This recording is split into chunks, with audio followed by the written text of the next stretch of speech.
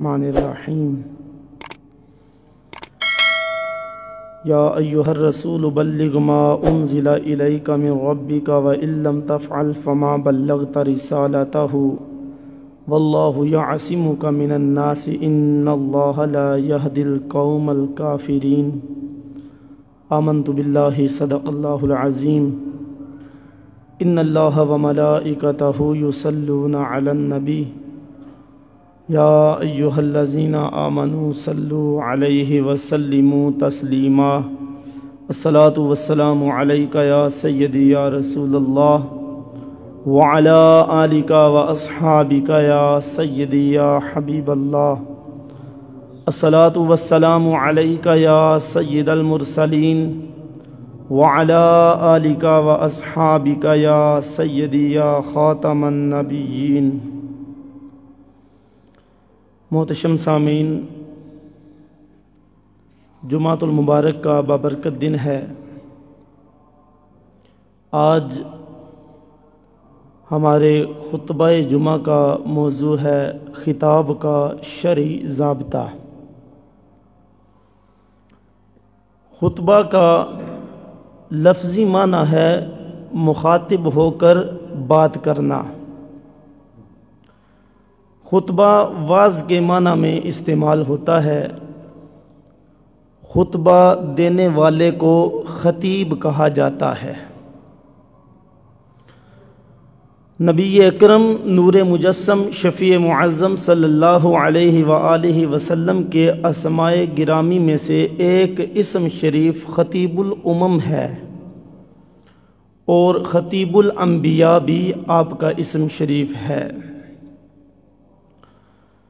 مرکات کے اندر یہ حدیث شریف موجود ہے، اور جامع ترمذی شریف کے اندر بھی یہ حدیث ہے کہ عن انس بن مالک رضی اللہ عنہ قال رسول اللہ صلی اللہ علیہ وسلم انا اول الناس خروجا اذا بعثوا وانا خطیبهم اذا وفدوا وانا مبشرهم اذا آیسوا لواء الحمد یومئذ بیادی وَأَنَا أَكْرَمُ وَلَدِ آدَمَ عَلَى رَبِّي وَلَا فَخْرًا۔ حضرت انس رضی اللہ تعالی عنہ سے روایت ہے کہ رسول اللہ صلی اللہ علیہ وآلہ وسلم نے ارشاد فرمایا کہ انا اول الناس خروجا اذا بعثوا، فرمایا میں تمام لوگوں سے پہلے نکلوں گا جب وہ اٹھائے جائیں گے۔ تمام لوگوں سے پہلے میں نکلوں گا جب وہ اٹھائے جائیں گے۔ وَأَنَا خَطِيبُهُمْ إِذَا وَفَدُوا، فرمایا کہ میں ان کی طرف سے خطیب ہوں گا جب وہ پیش کیے جائیں گے۔ نبی اکرم نور مجسم شفیع معظم صلی اللہ علیہ وآلہ وسلم ارشاد فرماتے ہیں کہ میں لوگوں کی طرف سے خطیب ہوں گا جب وہ پیش کیے جائیں گے۔ فرمایا وَأَنَا مُبَشِّرُهُمْ إِذَا آیِسُوا، اور میں انہیں خوشخبری دینے والا ہوں جب وہ مایوس ہو جائیں گے۔ یہ وہ قیامت کی ہولناکیاں ہیں جن کو محبوب علیہ السلام بیان فرما رہے ہیں۔ فرمایا کہ اس وقت بھی سب سے پہلے جب لوگوں کو اٹھایا جائے گا تو فرمایا میں ہوں کہ جو لوگوں سے پہلے نکلوں گا جب لوگوں کو اٹھایا جائے گا، اور فرمایا میں ان کی طرف سے خطیب ہوں گا جب وہ پیش کیے جائیں گے، اور فرمایا اس پریشانی کے عالم میں انا مبشرہم، میں خوشخبری دینے والا ہوں گا۔ کس وقت؟ فرمایا اذا آیسو، جب لوگ مایوس ہو جائیں گے۔ فرمایا لواء الحمد یومئذ بیادی، فرمایا اس دن لواء الحمد میرے ہاتھ میں ہوگا۔ اس دن یعنی قیامت کے دن لواء الحمد میرے ہاتھ میں ہوگا۔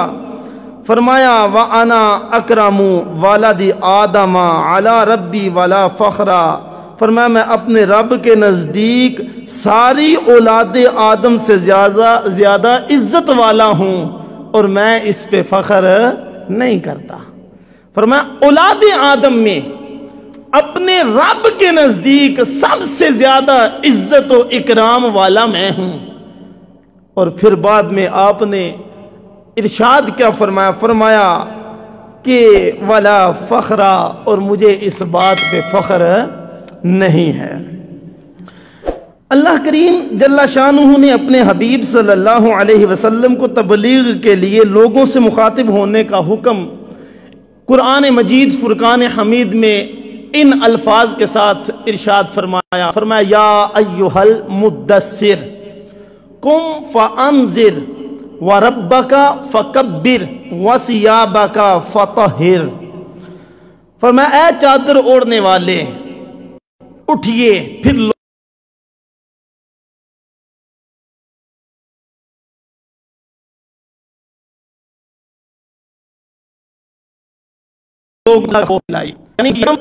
حکم دیا جا رہا ہے کہ اے چادر اوڑھنے والے اٹھئے، پھر لوگوں کو اللہ کا خوف دلائیے اور اپنے رب کی بڑائی بیان کیجئے اور حسب سابق اپنے کپڑے پاک رکھیے۔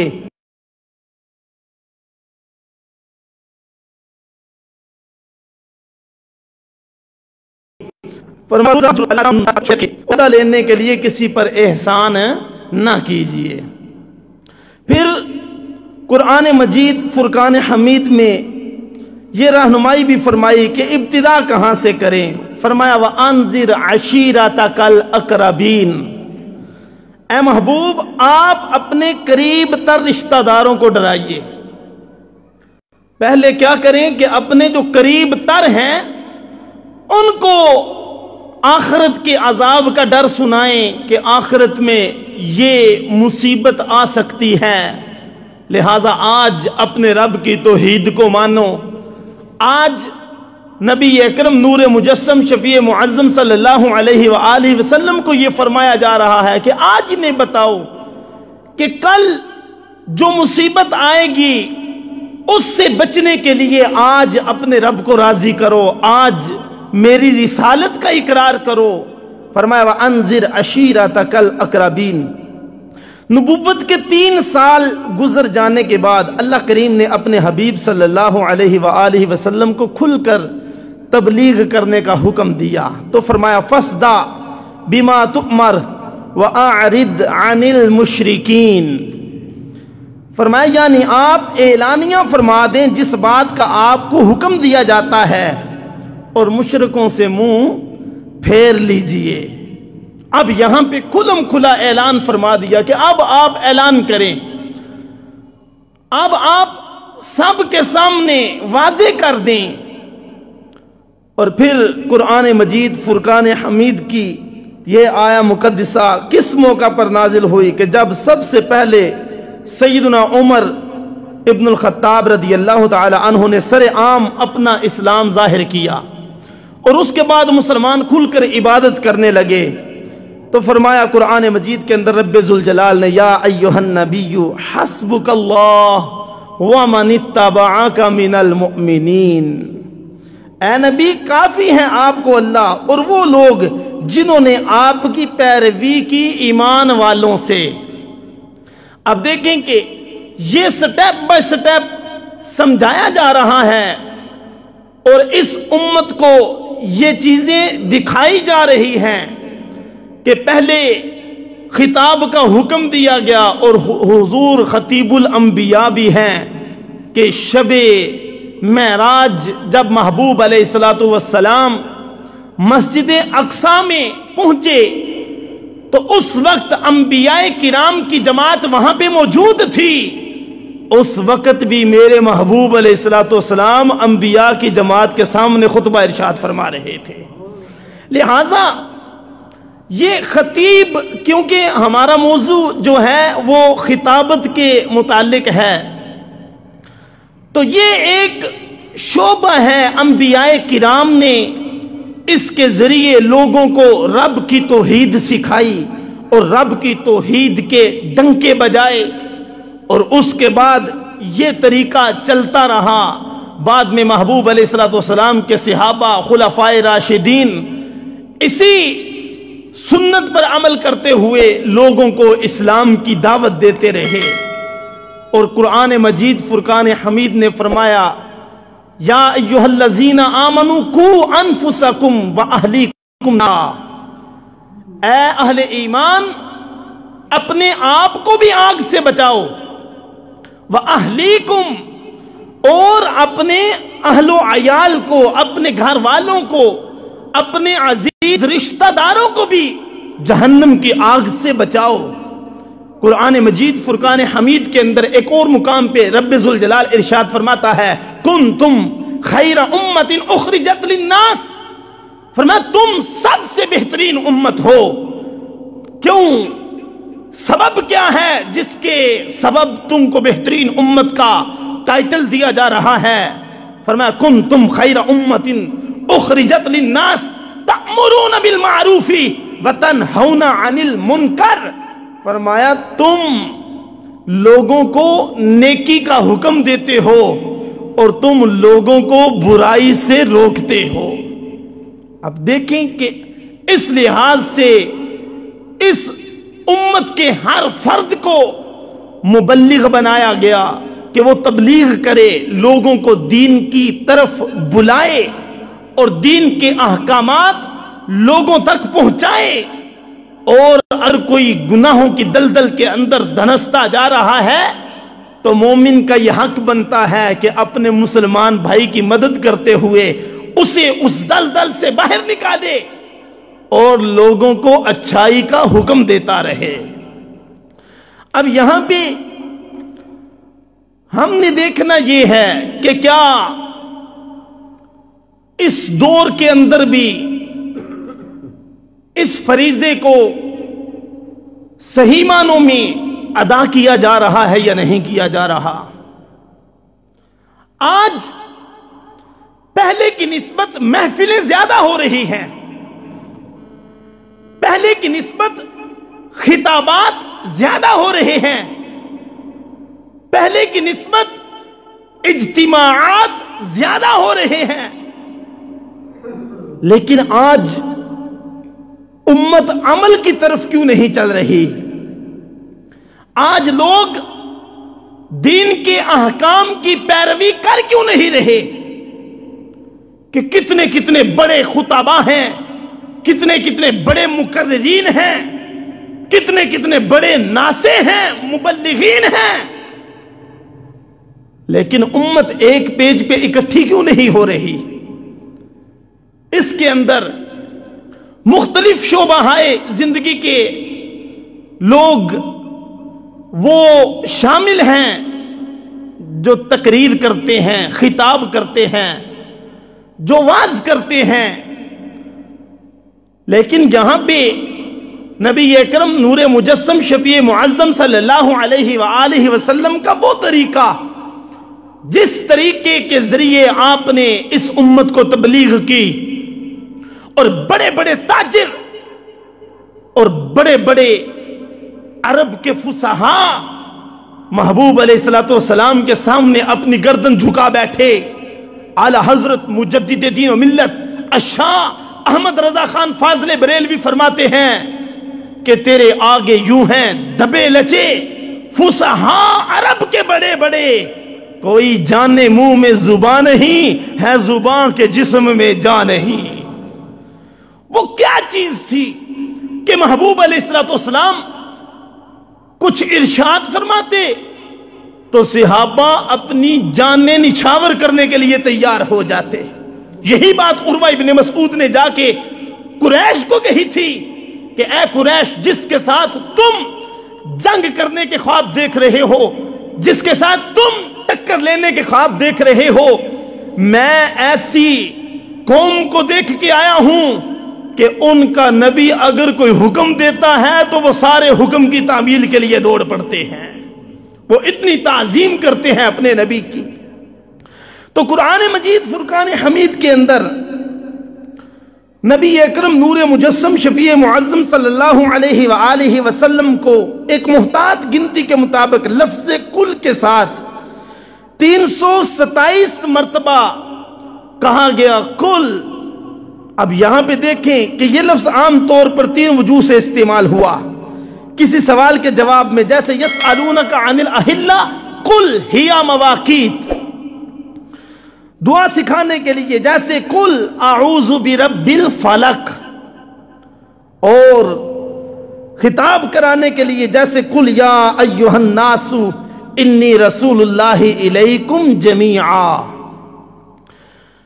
اس قسم کے خطابات خود قرآن کے اندر موجود ہیں، مگر اس وقت ہمارا موضوع سخن حبیب اکرم نور مجسم شفیع معظم صلی اللہ علیہ وآلہ وسلم کی احادیث ہیں کہ جن کے اندر افضل ترین ہستیوں کے خطاب کا ذکر ہے۔ عن ابی الدرداء رضی اللہ تعالی عنہ قال خطب رسول اللہ صلی اللہ علیہ وسلم خطبۃ خفیفہ۔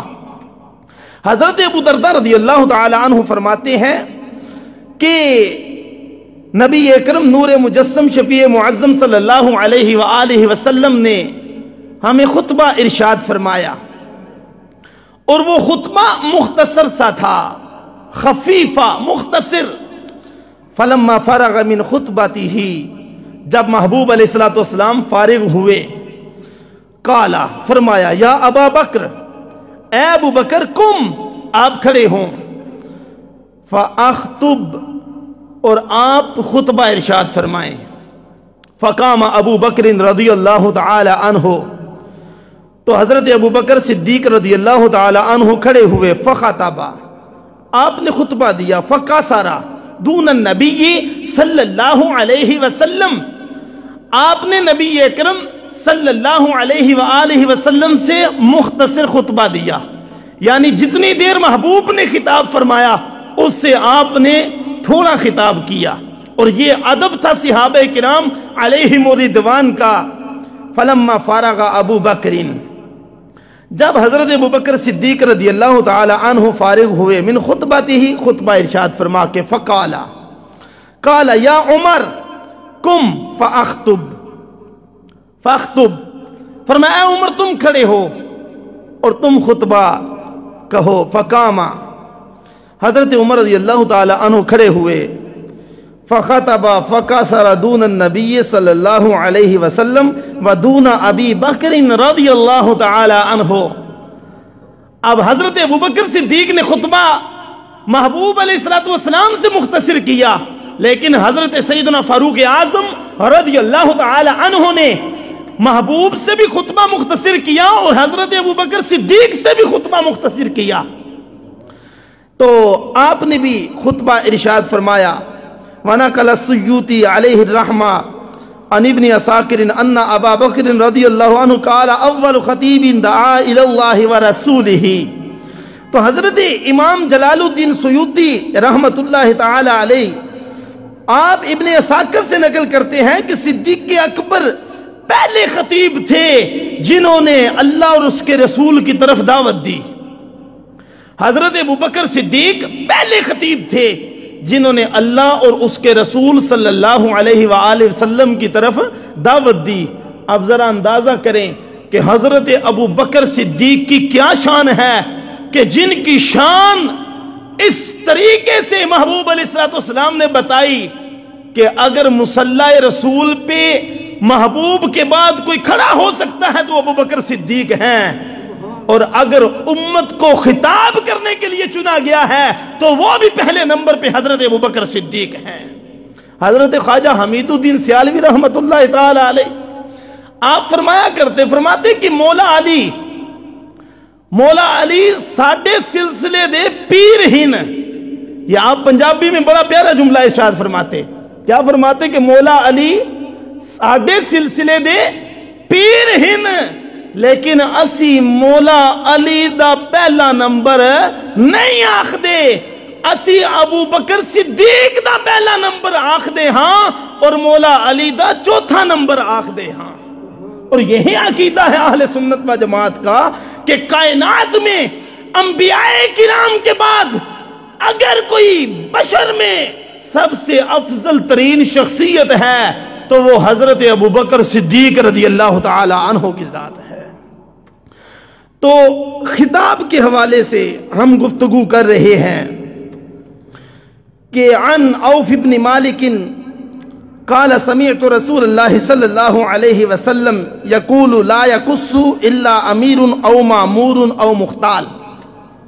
حضرت عوف بن مالک اشجعی رضی اللہ عنہ فرماتے ہیں کہ میں نے رسول اللہ صلی اللہ علیہ وسلم کو فرماتے ہوئے سنا، واز نہیں کرتا مگر مسلمانوں کا حاکم یا جسے حکم دیا گیا ہو یا مغرور ہو۔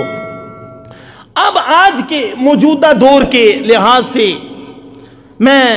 یہ میرے پاس کتاب ہے مقالات قاسمی، شیخ الحدیث و تفسیر پیر سائیں غلام رسول قاسمی قادری نقشبندی دامت برکاتہم العالیہ، آپ ابھی بقید حیات ہیں اور اللہ رب العزت آپ کو درازی عمر بالخیر عطا فرمائے۔ آپ کے اہل سنت کے اوپر بہت بڑے احسانات ہیں، آپ نے اپنی تحریر اور تقریر کے ذریعے امت مسلمہ میں ایک عقیدہ اہل سنت کی نئی روح پھونکی۔ آپ نے یہاں پہ حضرت امام غزالی علیہ الرحمہ آپ کا ایک اقتباس احیاء العلوم سے پیش فرمایا اس کتاب کے اندر، اور وہی اقتباس میں آپ کے سامنے اسی کتاب سے آپ کے سامنے پیش کرتا ہوں، اور اس کے بعد انشاءاللہ اس سلسلے کو آگے بڑھائیں گے، اور اگر وقت ختم ہو گیا تو انشاءاللہ اگلے جمعۃ المبارک تک اسی موضوع کو ہم آگے چلائیں گے۔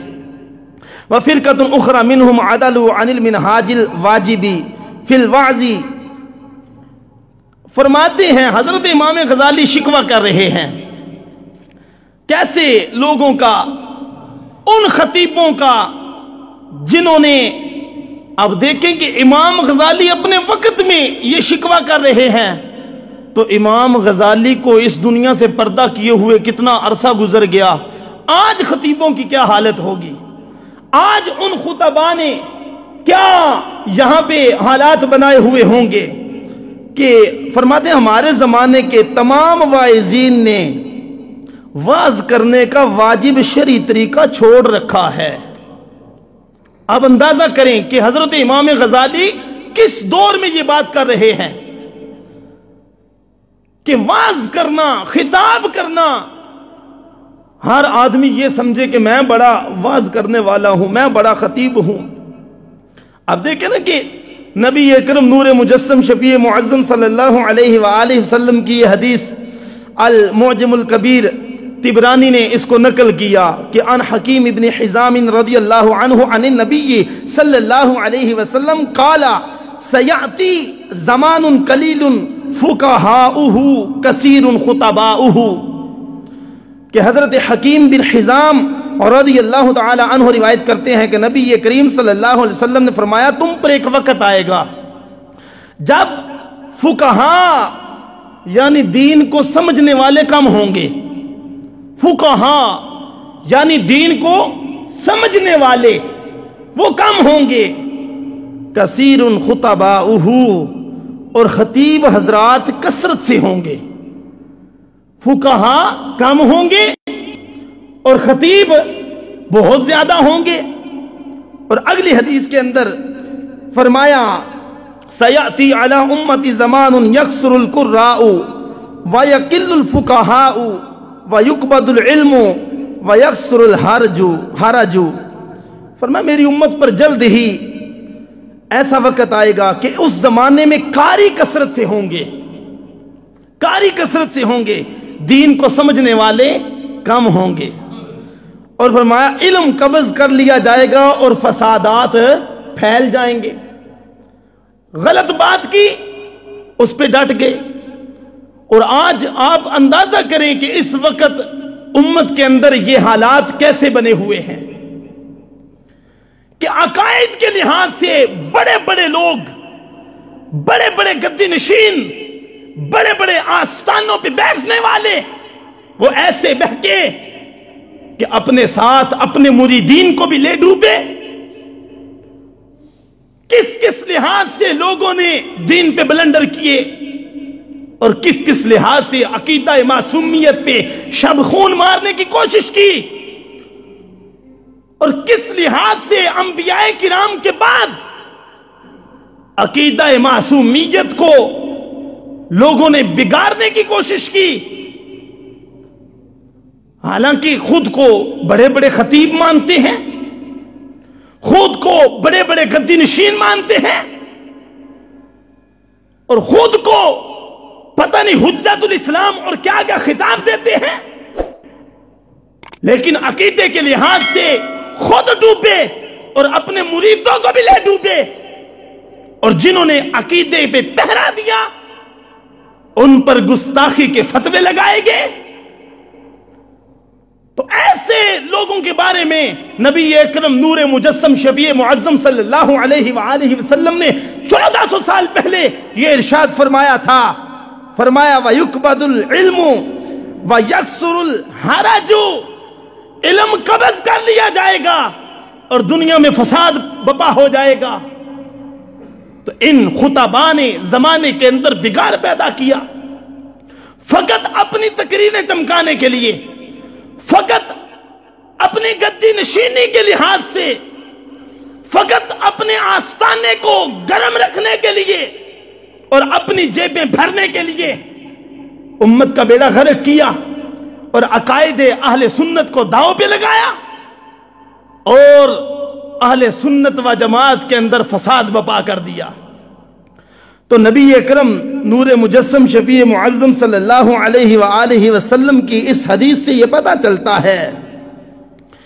اب آگے دیکھیں کہ ان کو خدا کا خوف نہیں، کوئی بات کر دیں کہتے ہیں کہ بس ہماری بات حرف آخر ہے۔ اصلاح کرنے والے لوگ اگر اصلاح کرنے کی کوشش کریں تو امام غزالی نے اس کا بھی ذکر کیا۔ یہاں بھی محبوب علیہ السلام کا فرمان ہے من عبد یخطب خطبتا الا اللہ سائلہ عنہا ما اراد بہا،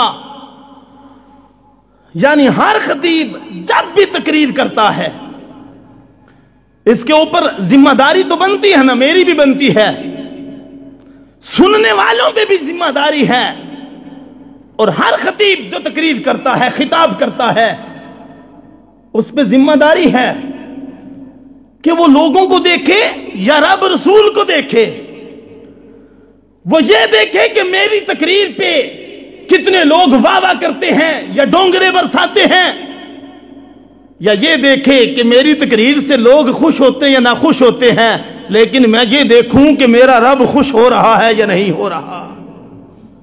پیش نظر یہ بات ہونی چاہیے کہ رب راضی ہوتا ہے یا نہیں ہوتا۔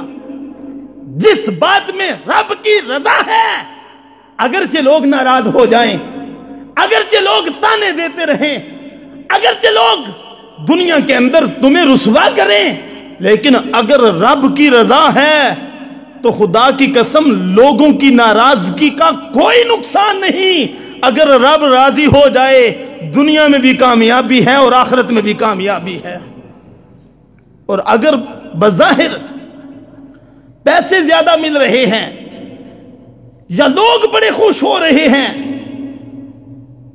لیکن رب ناراض ہو رہا ہے، اگرچہ دنیا میں مال و دولت مل بھی جائے، اگرچہ دنیا کے اندر لوگ تم سے خوش ہو بھی جائیں، لیکن قیامت کے اندر پھر کوئی صلہ رب سے نہ مانگنا، اس لیے کہ ہر کام کا صلہ دینے والا رب ذوالجلال ہے۔ کیا دور تھا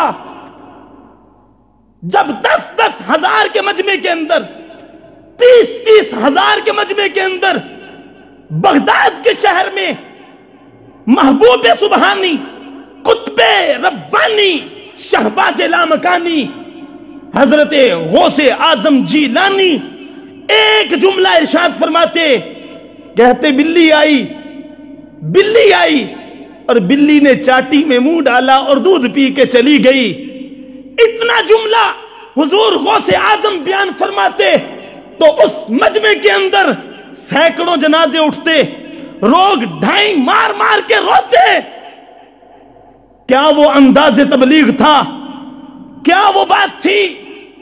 کیا وہ انداز تھا کہ جس انداز کو سن کے لوگوں پہ ایسی وجد کی کیفیت طاری ہوتی کہ لوگوں کی جانیں نکل جاتی تھیں؟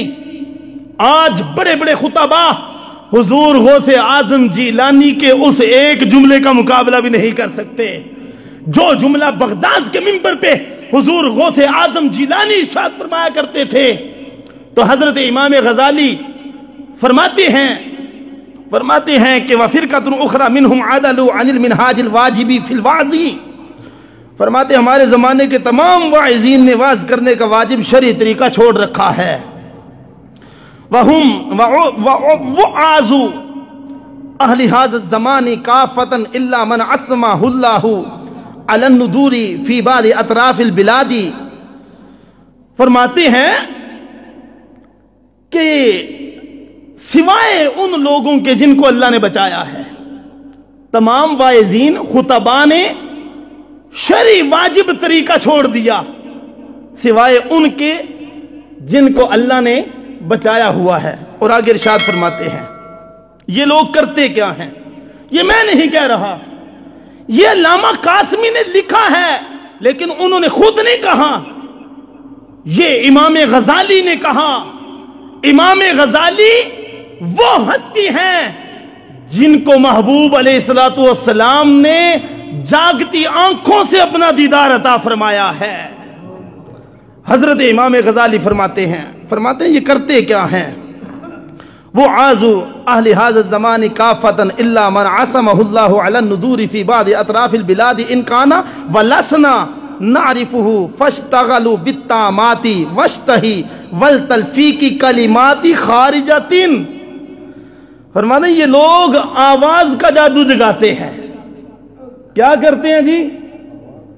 آواز کا جادو جگاتے ہیں، کتنی سریں اور کیسے بے ڈھنگے شعر۔ تو حضرت امام غزالی نے ان کا پردہ چاک کیا۔ اس دور کے اندر ابھی ساؤنڈ سسٹم نہیں تھا، اس وقت بھی یہ لوگ تھے، لیکن امام غزالی اس وقت تبلیغ کر رہے تھے اور حق ادا کر رہے تھے۔ فرمایا کہ یہ کیا کرتے ہیں، آواز کا جادو جگانے اور خلاف شرع اور خلاف عقل بکواسات کرنے پر جرت باندھ چکے ہیں۔ بات کرتے ہیں لیکن زبان کو لگام نہیں دیتے۔ نبی کے بارے میں بات ہو، صحابی کے بارے میں بات ہو، اہل بیت کے بارے میں بات ہو، اولیاء اللہ کے بارے میں بات ہو، بے دھڑک زبان سے بات نکال دیتے ہیں، لیکن یہ غور ہی نہیں کرتے کہ میں نے جو جملہ کہا ہے کس ہستی کے بارے میں ہے، کیا اس ہستی کے شایان شان یہ جملہ ہے بھی یا نہیں۔ اور پھر ان کا اگلا کام کیا ہے، ان قانون شرعی والعقلی طلبا للاغراب وطائفۃ شغفوا بطیارات النکت وتسجیع الالفاظ وتلفیقها، فرمایا کہ اور عجیب و غریب بات کرنے کے چکر میں رہتے ہیں۔ ان کا ایک گروہ فضول نکتے بیان کرنے اور ایک ہی وزن پر باطل الفاظ گھڑنے میں مشغول رہتا ہے۔ ایک گروہ یہ کام کرتا ہے۔ حضرت امام غزالی فرماتے ہیں کہ فضول جملے گھڑتے ہیں اور پھر ان جملوں کے اوپر وہ اپنی تقریر کو نچاتے ہیں اور الفاظ کا گھیر دے کے لوگوں کو اپنی طرف مائل کرتے ہیں۔ ایسا ہی پچھلے دنوں کراچی کے اندر نہیں ہوا؟ اور پھر ان کی دلیل کیا ہوتی ہے کہ وہ کہتے ہیں جی لوگ دلیل مانگتے ہیں، دلیل کہاں ہے، کہاں لکھا ہوا ہے؟ تو کہتا ہے کتابوں سے دلیل نہ پوچھو، ادھر سے آؤ، ادھر سے پوچھو۔ بھئی تیرا دل کیا نبی کا دل ہے؟ کیا تیرے سینے پہ قرآن نازل ہو رہا ہے؟ تو یہ دلیل۔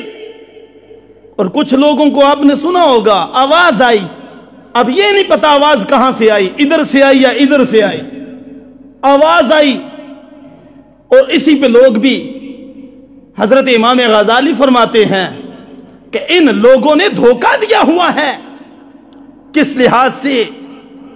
فرمایا اپنی بیہودہ گفتگو کو تائید فراہم کرنے کے لیے کیا کرتے ہیں؟ ہاں، فرمایا یہ کر ایسا ہے کہ وصل اور فراق کے شعروں کا سہارا لیتے ہیں۔ کیوں جی؟ حضرت امام غزالی نے آج تو یہ بات نہیں کی کتنا عرصہ پہلے حضرت امام غزالی یہ بات کر رہے ہیں. اللہ کروڑ ہر رحمت نازل فرمائے امام غزالی کی تربت پر انوار پہ کہ وہ اس امت کو یہ سبق دے کے گئے. ہاں یہ نہ سمجھنا کہ ہر سور لگانے والا غلط ہو گیا، نہیں. یہ نہ سمجھنا ہر شعر پڑھنے والا غلط ہو گیا، لیکن ان کو بھی تو دیکھو جو ایسے شعر جو شرک میں پہ مبنی ہیں وہ پڑھتے ہیں. نکی جئی ہاں کر دے، ٹھاں کر دے، تاں کر دے، تاں کر دے. کیا یہ شعر پڑھنے والے ہیں؟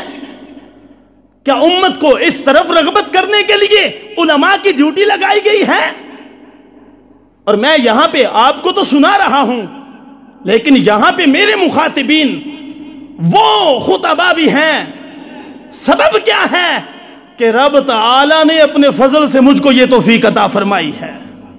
نہ آواز کا جادو، نہ لگی لپٹی. جو بات وہ کہا اقبال نے اپنے بھی خفا مجھ سے اور بیگانے بھی نہ خوش، میں زہر حلاحل کو کبھی کہہ نہ سکا قند. کرتا ہوں بات وہی ہوتی ہے جو کہ حق، نہ ابلہ مسجد ہوں نہ تہذیب کا فرزند. یہ بات کہ حضرت امام غزالی فرماتے ہیں کہ یہ کرتے کیا ہیں. وَعَارِدِهِمْ أَن تَقْصُرَ مِن فِي مَجَالَسِتِهِمْ بِأَشْعَارِ الْوِصَالِ وَالْفِرَاقِ وَغَرْدِهِمْ أَن تَقْصُرَ فِي مَجَالِسَتِهِمْ الزَّعَفَاتِ وَالتَّوَاجِدُ وَلَوْ عَلَى أَغْرَاضٍ فَاسِدَةٍ. یہ ہے امام غزالی کا نظریہ جو ہماری کتب کے اندر موجود ہے. کیا ان کو یہ پڑھنے کی توفیق نہیں؟ فرمایا ان کا یہ شعر پڑھنا وصل و فراق کے، اور ان کا یہ آواز کا جادو جگانا، ان کا اپنی مجلس کے اندر بڑکیلی بات کر کے لوگوں کو رلانا، لوگوں کو ہنسانا، ان کو لطیفے سنانا. فرمایا یہ کیا ہے؟ فرمایا یہ ان کا غرض ہے، اور ان کی غرض صرف یہ ہوتی ہے کہ ان کی محفل میں پھڑکنا اور جھومنا پایا جائے، اور کچھ نہیں. لوگ جھوم جائیں. کہتے ہیں نا جھوم کے آنکھوں، جھوم کے آنکھوں. امام غزالی فرماتے ہیں کہ یہ تو طریقہ نہیں محبوب علیہ السلام کا. پھر آگے فرماتے ہیں یہ سارے خطیب کون سے؟ وہ جن کا ذکر پیچھے کیا. فرمایا فَهَؤُلَاءِ الشَّيَاطِينُ الْإِنسِ دَلُّوا وَأَدَلُّوا عَنْ سَوَاءِ السَّبِيلِ. حضرت امام غزالی فرماتے ہیں یہ سارے خطیب شیاطین الانس ہیں جو خود بھی گمراہ ہیں اور لوگوں کو بھی سیدھے راستے سے گمراہ کر رہے ہیں. خود بھی گمراہ اور لوگوں کو بھی سیدھے راستے سے گمراہ کر رہے ہیں. مجھے بتائیں کہ ایک آدمی آدھا گھنٹہ کہے کہ میں حضور کی شان بیان کروں گا، 1 گھنٹہ، لیکن پیسے کتنے لیساں؟ 60,000. تو مجھے بتائیں پھر اس کی تبلیغ سے لوگوں کو فائدہ ہوگا نقصان ہوگا؟ کیوں جی؟ یہ بات سوچنے کی ہے یا نہیں؟ ایک آدمی کہے کہ 60 منٹ کا 60,000 لوں گا، تو پھر اس کی تبلیغ سے کیا لوگ 5 وقت نماز پڑھیں گے؟ بلکہ پھر لوگوں کی ڈیمانڈ، وہ حق تو بیان کر ہی نہیں سکتا. جنہوں نے 60,000 دینا ہے پھر ان کے بھی تو کچھ مطالبے ہوں گے نا کہ فلانے دے بارے گل نہیں کرنی، نماز دا نہیں آکھنا، روزے دا نہیں آکھنا، زکات دے کوئی ارکان کوئی جڑے طریقہ کار نے وہ بیان نہیں کرنے. کیوں؟ اساں تینوں 60,000 دیتا ہے، کوئی گل سنانی ہے، کوئی سر لا، کوئی شعر سنا، اور اسی پہ لوگ بھی خوش اور اسی پہ وہ خطیب بھی خوش. امام غزالی فرماتے ہیں کہ وہ کیا ہیں؟ فرمایا کہ وہ ہاؤلائی شیاطین الانس دلوا وَأَدَلُّوا عَنْ سَوَاءِ السَّبِيلِ، خود بھی گمراہ ہیں اور لوگوں کو بھی راہ راست سے گمراہ کر رہے ہیں.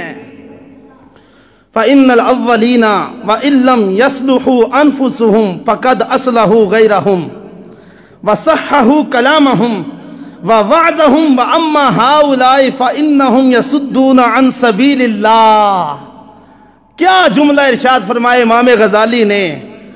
فرمایا اگلے خطیب، یعنی جو پہلے تھے، اگلے خطیب، جیسے تذکرہ میں نے کیا حضور غوث اعظم جیلانی کا، اگلے خطیب اگر اپنی اصلاح نہیں کرتے تھے تو کم از کم دوسروں کی اصلاح ضرور کرتے تھے۔ اگرچہ حالانکہ خطیب وہ اپنی بھی اصلاح کرتے تھے، لیکن امام غزالی نے یہاں پہ یہ جملہ دیکھیں کیا دیا، فرمایا کم سے کم سننے والوں کی اصلاح ضرور کرتے تھے، اور ان کا واز صحیح ہوتا تھا، واز ٹھیک کرتے تھے، لوگوں کو تبلیغ ٹھیک کرتے تھے، مگر کرتے کیا ہیں؟ فَإِنَّهُمْ يَسُدُّونَ عَنْ سَبِيلِ اللَّهِ وَيَجُرُّونَ الْخَلْقَ إِلَى الْغُرُورِ بِاللَّهِ بِلَفْظِ الرَّجَاءِ فَيَزِيدُهُمْ كَلَامُهُمْ جُرْعَةً عَلَى الْمَعَاصِي وَرَغْبَةً فِي الدُّنْيَا۔ فرماتے ہیں یہ لوگ اللہ کے راستے سے روکتے ہیں، یہ کرتے کیا ہیں؟ اللہ کے راستے سے روکتے ہیں، اور عوام کو جنت کی خوشخبریاں اس طریقے سے دیتے ہیں کہ عوام میں برے کام کرنے کی جرت پیدا ہو جاتی ہے۔ عوام کو جنت کی خوشخبریاں کیا؟ جڑا اس محفل دے وچ سبحان اللہ آکھے پکا جنتی، جڑا ہور اچھی آکھے اوتلے درجے چ، جڑا ہور اچھی آکھے اوتلے درجے چ، لیکن کوئی یہ نہیں بتاتا کہ اگر کوئی آدمی ایک نماز چھوڑے 5000 سال تک اسے جہنم میں عذاب ہوگا۔ یہ کہہ دیتے ہیں سبحان اللہ کہو بس جنت آپ کا ٹکٹ پکا ہو گیا، لیکن یہ نہیں بتاتے کہ اگر ایک نماز چھوڑی 5000 سال تک جہنم میں جلنا پڑے گا۔ یہ المیہ ہے جس المیہ کا ذکر حضرت امام غزالی نے کیا۔ فرماتے ہیں کہ یہ کیا کرتے ہیں؟ جنت کی خوشخبریاں تو دیتے ہیں، اور عوام کے اندر پھر گناہ کرنے کا اور شوق پیدا ہوتا ہے اور دنیا کی طرف رغبت ملتی ہے۔ اب یہاں پہ حضرت قاسمی اپنا تجزیہ پیش کرتے ہیں، فرماتے ہیں خصوصاً جب کہ خطیب بہترین لباس سواری سے مزین ہو تو اس کی یہ بناوٹ سر سے پاؤں تک دنیا کی ہرس پر گواہی دے رہی ہوتی ہے۔ ایسا مغرور جتنی اصلاح کرتا ہے اس سے زیادہ نقصان کرتا ہے، بلکہ نقصان ہی نقصان کرتا ہے اور بے شمار مخلوق کو گمراہ کرتا ہے۔ سامعین عزیز شام، یہ وہ درد ہیں امت کے کہ آج نہ سننے والے کو سمجھ ہے کہ ہم نے سننا کیا ہے، اور نہ بیان کرنے والے کو یہ ہے کہ اس کے اندر فائدہ کس کا ہے اور نقصان کس کا ہے۔ اگرچہ دنیا کے اندر 60,000 یا 80,000 یا 1 لاکھ لے کے وہ 1 گھنٹہ تقریر کر کے اپنی جیب گرم کر کے جا رہا ہے، لیکن کیا وہ یہ بھول چکا کہ محبوب فرماتے ہیں کل قیامت کے دن ایک ایک جملے کے بارے میں پوچھا جائے گا، بتا تو نے یہ جملہ کہا تھا اور اس جملہ کہنے کی تیری نیت کیا تھی؟ اگرچہ آج پیسے نہ ملے، اگرچہ آج دنیا واہ واہ نہ کرے، اگرچہ آج دنیا